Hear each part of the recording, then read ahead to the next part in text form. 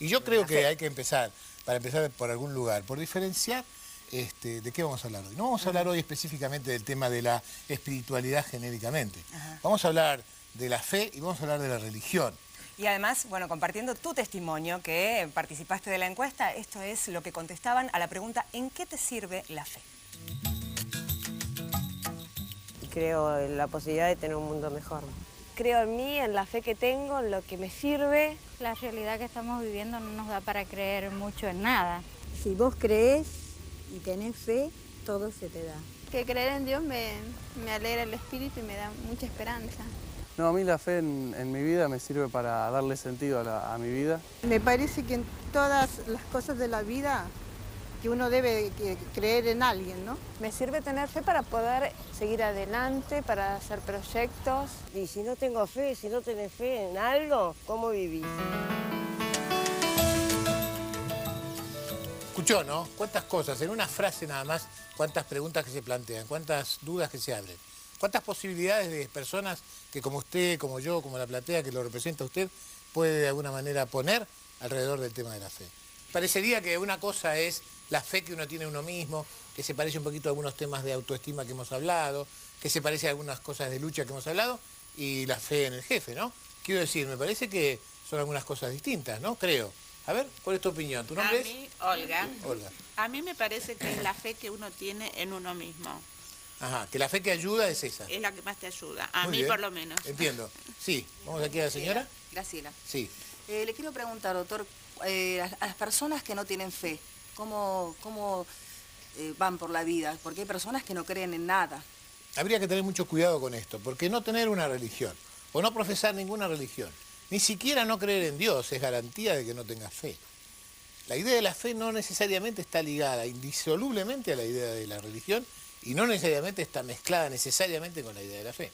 Quiero decir, cuando alguien habla de que cree en el hombre, por decirte una cosa, me está hablando de una fe, me está hablando de una confianza, me está hablando de algo que tiene que ver con creer. Cuando alguien dice que no cree en Dios pero cree en la naturaleza, exactamente lo mismo sucede. Así que yo no sé si hay gente que no tenga fe. Lo que puedo decirte, y esto te lo digo bajo mi responsabilidad de mi profesión, yo como terapeuta he encontrado que siempre hay una esencia de religiosidad en cada persona, que puede no estar ligada a la idea de Dios, que puede no estar ligada a ningún culto en especial, pero está. Sí, ¿cuál es tu nombre? Patricia. Aquellas personas que creemos que sí que tenemos fe porque creemos en una religión, porque la practicamos en familia y demás, hay ciertos momentos en los que realmente, bueno, es como que sentimos o que esa fe se nos escapa o que estamos bajando los brazos ante las situaciones que nos pueden llegar a pasar. ¿Cómo se hace para reafirmar eso, para seguir alimentando eso todos los días? La fe es en sí misma y por definición una creencia que no tiene una razón, que no tiene una confirmación. Quiero decir, el día que se pueda demostrar, sin lugar a dudas, que Dios existe, esto va a dejar de ser fe. Será el reconocimiento de algo, pero no será la fe. La fe, por definición, es una creencia irracional. Y está bien que así sea, porque tiene que ver con algo que conecta la emoción con la creencia. Es mucho más que un pensamiento. La verdadera fe no es un pensamiento. Es una conexión entre una parte mía, que la vamos a llamar parte espiritual y de la cual nos vamos a ocupar, y algo en lo cual yo creo más allá de todo razonamiento lógico. O sea que ese vaivén es lógico. Ese vaivén es lógico porque esta creencia irracional se confronta con mi mundo racional y es permanentemente puesto en duda, permanentemente cuestionado. Y permanentemente entonces tengo que estar chequeando esto que me pasa, porque si bien la creencia la tengo, el argumento por el cual tengo esta creencia es absolutamente irracional. ¿Se entendió? Gracias, sí. Claro, vamos al señor aquí. ¿Tu nombre? Sí, Gustavo. Gustavo. Sí, ¿a dónde nos lleva a tener fe? ¿Hacia dónde nos lleva a tener fe? Muy bien, antes de contestarte yo, quiero que te contestes. ¿Hacia dónde te lleva a tener fe? Y te lleva a generar una fuerza, a tener una seguridad. La fe ayuda, desde mi punto de vista, nos ayuda, digamos, a sentirnos más seguros, a apoyarnos en algo para seguir, ¿no? Ajá. Esto, yo te voy a hacer una pregunta ahora, vamos a cambiar de roles. Parecería que estuvieras diciendo entonces que la fe es condición de los inseguros. No de los inseguros, pero... Bueno, pero si decís que vamos a buscar ahí cierta seguridad, ¿por qué? Y porque nos ayuda a apoyarnos de repente. ¿Y por qué necesitaríamos el apoyo en la fe? Te pregunto una vez más. El apoyo en Muy bien. Y yo contesto, porque no somos omnipotentes, porque no somos autosuficientes, porque nunca vamos a poder con todo el tiempo, para todos, toda la vez. Porque de verdad vamos a necesitar el apoyo. Va a tener que ser el apoyo de un amigo, de una amiga, de una relación, de un vínculo. Va a ser el apoyo de la fe, va a ser el apoyo de lo que sabemos, de lo que creemos, de lo que estudiamos. Va a ser el apoyo en nuestras creencias, en nuestras certezas, en nuestras emociones. Pero de todas maneras apoyo situado adentro y afuera de mí. Vamos a necesitar. El tema de hoy es la fe. Y Mercedes de Mar del Plata, 52 años, dice, ¿por qué tenemos fe o creemos en personas que son líderes o se destacan? ¿Jorge? Bueno, gracias, Gaby. Yo creo que en realidad a veces creemos más en aquellos que se destacan porque reflejan una intención nuestra, porque estamos acostumbrados a creer que si el otro llegó, tiene, goza, es virtud de él tener cierto poder especial, cierta condición que nosotros no tenemos. Y la verdad es que no es así, absolutamente no. La fe tiene que ver justamente con una actitud que se tiene solamente para aquello que no nos puede defraudar. Quiero decir, una de las características de la fe es que no tiene riesgos, no existe esta historia. La fe, creer en un amigo, uno puede se equivocar. Creer en uno mismo, uno puede fallarse de alguna manera. La fe tiene que ver con algo que uno pone al servicio de algo que sin lugar a dudas, no te puede fallar. No hay una garantía de éxito, de triunfo, porque nada está en juego en este sentido. Sí, vamos a la señora que se llama. Buenas tardes, Marta, doctor. Mi pregunta es, ¿qué sucede con aquellas personas que han perdido, a causa de un dolor muy grande, totalmente la fe? Hay un momento en el duelo normal, ¿sabes? En un momento después de una pérdida, digamos así, y después que pasa un momento donde hay cierta conexión con la bronca que me da que el otro se haya muerto, a veces hasta con la bronca que me da el muerto por haberse muerto. Hay un momento donde me enojo con Dios, me enojo con mi fe, me enojo con mi creencia, porque sostengo y empiezo a sostener sin darme cuenta que si yo creo en Dios, ¿por qué Dios me va a privar de esto que yo quiero? ¿Por qué mi fe no me protegió? ¿Por qué no pude más que esto? ¿Entendés? Y entonces empiezo a cuestionar, empiezo a enojarme con Dios, con la creencia y con la fe. Por si te sirve de algo, eso pasa, con el duelo pasa, ¿no?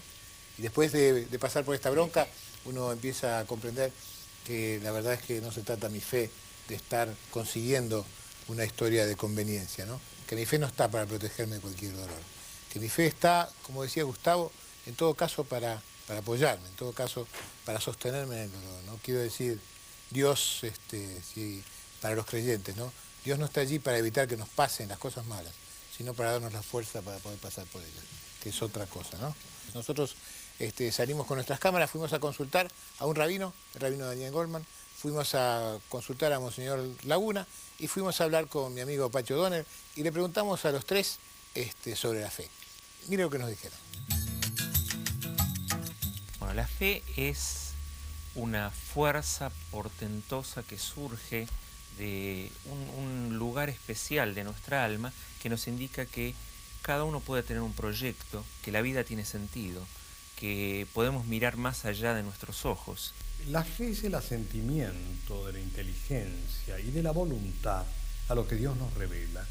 Nosotros, por nuestra razón, podemos llegar a muchos conocimientos y a muchas certezas, pero la fe como tal es una gracia de Dios, un impulso que el Espíritu mueve en nosotros ante lo que Dios nos cuenta. Confesemos que verdadera fe tiene muy pocos en general.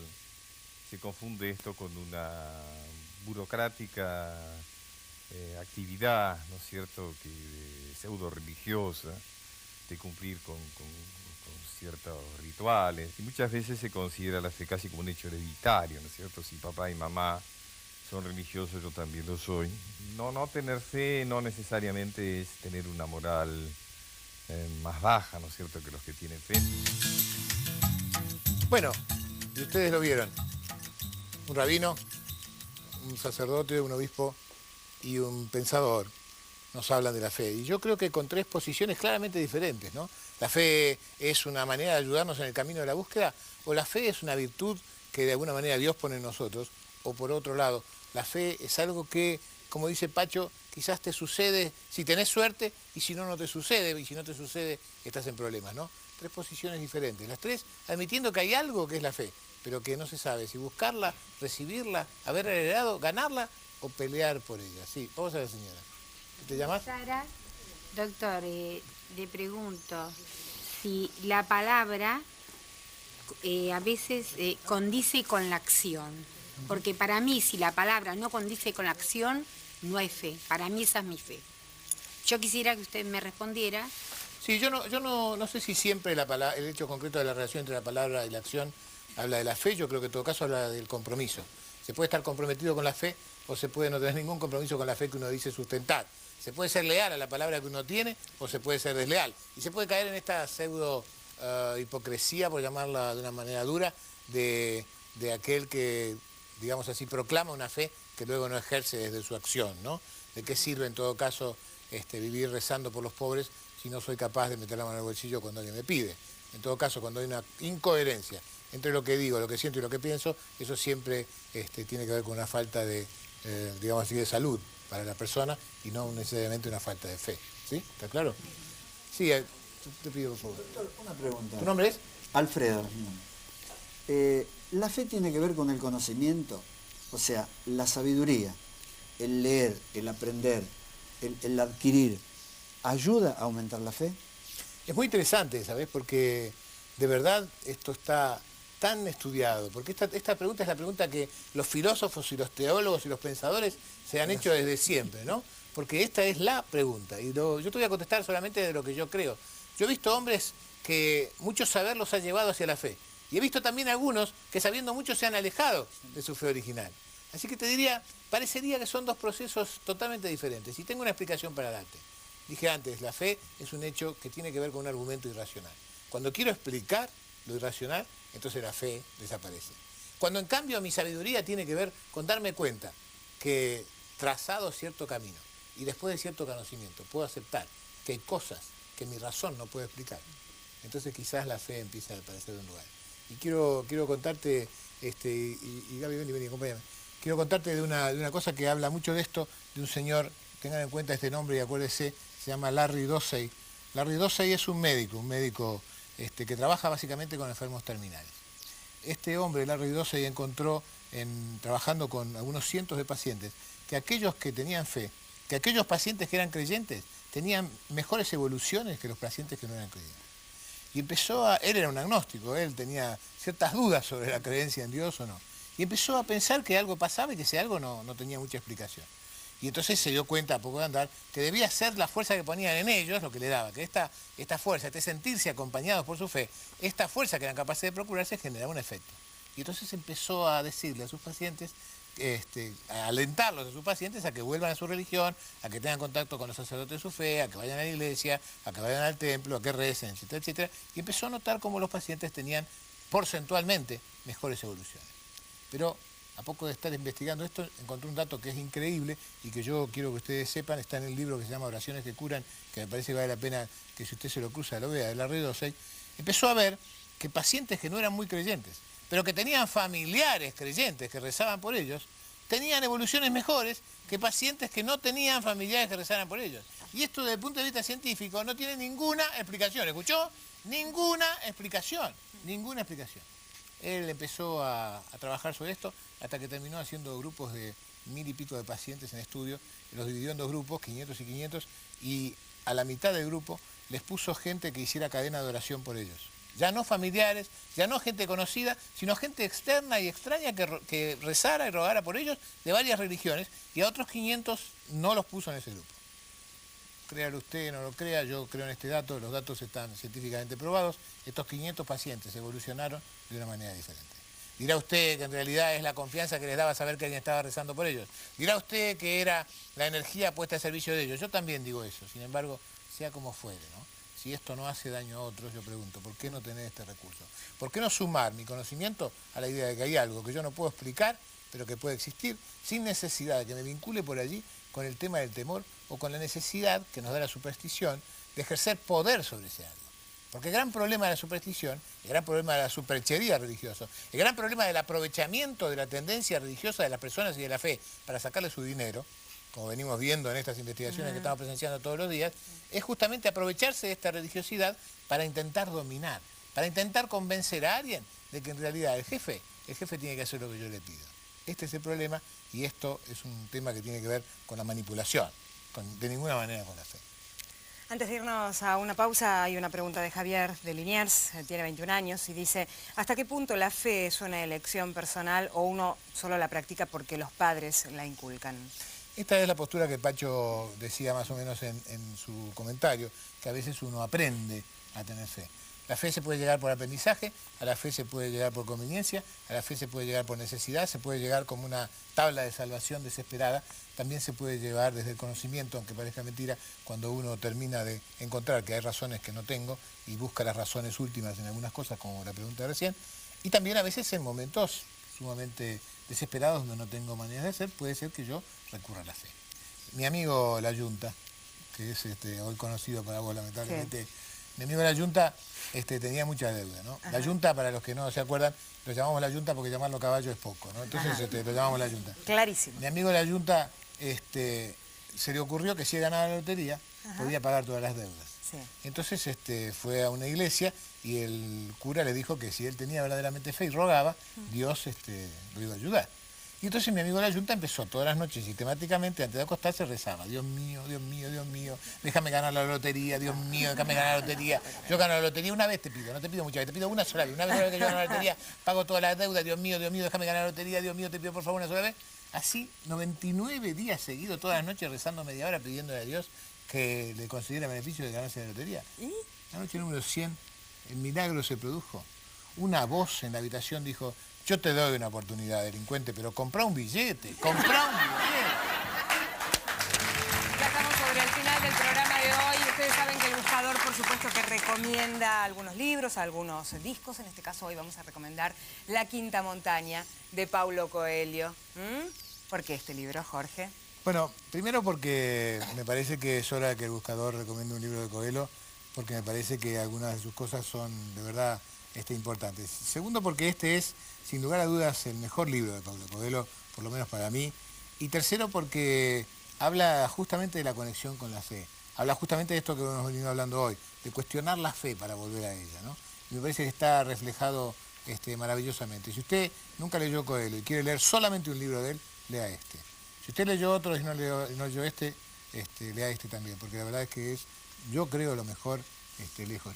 La Quinta Montaña, repetimos. ¿Conclusiones para este tema controvertido, la fe? A mí me parece que las conclusiones son... La primera conclusión es que nos quedamos con mucho para hablar, ¿no? Y me parece que uno se pone a hablar de fe y de verdad vemos cómo a todos, a los que nos consideramos creyentes, a los que nos consideramos que no, a los que creemos y a los que no, nos despierta la necesidad de hablar sobre esto, ¿no? Sí.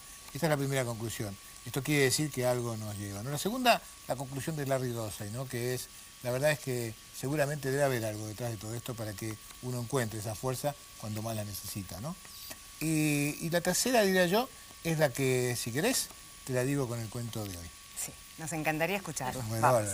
Dicen que este es un cuento que habla de una vieja leyenda, ¿no? En esta leyenda cuentan que la luz estaba en conflicto con la oscuridad.